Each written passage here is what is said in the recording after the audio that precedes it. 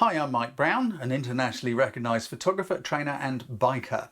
This photography tip is a snippet from one of my popular photo biker videos. If you would like to see the whole video, click the link in the top right corner of your screen or go to the description area below where you will find a link for you to binge the entire series. What castle, I hear you say? It is so far away that with the super wide angle lens you're looking through, you can barely see it. But I promise you, over there is a castle. Look at that. And I rather like the boats down there too. And it's not a bad shot from here. The rolling hills you can see in the background are the Isle of Wight. Have I got any focal length left to try and sneak in a bit closer? Just a bit. No, I can. Let's focus on that boat there. Not that it makes much difference at this distance. That's quite nice from up here.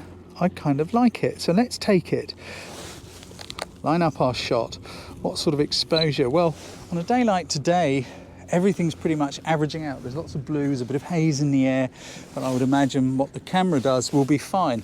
And the only thing which is working in this shot is that tiny little bit of light on the side of Hurst Castle. So let's just balance the shot up a little bit. We've got a little bit of the gravel in the foreground. We've got some boats in the distance. There we go. It's not bad. It's not bad.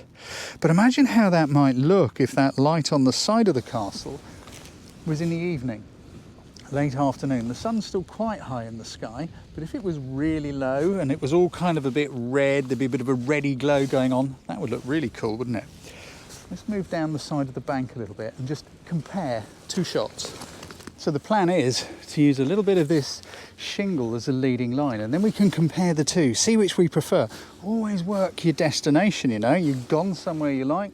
Well, let's not waste a moment of it. Let's see what the shot looks like standing up. It's not bad. Let's get that focal length going on. Put that to work. It's actually quite nice from here, isn't it? Look how... that looks quite nice from here too, doesn't it? That's worth a shot. We'll do one of those.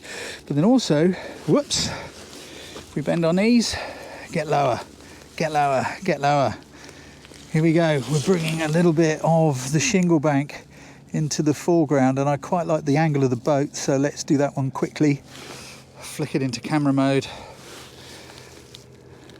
Where are we going to focus? Well, it's the castle that's important. I'm just going to focus over there. But at this distance, it really doesn't matter because everything is beyond the infinity point of the lens. I prefer that, I think, to the one from the top. Let's do one standing up. Slightly different angle. And we're going to lose the gravel. There we go. Without gravel and with gravel. Which one do you prefer? I think my favourite one is this last shot we've just taken. Do you know what I mean? There's subtle little changes, but they make a world of difference to your pictures. Let's ride on somewhere else. Let's see what we can find along the seaside.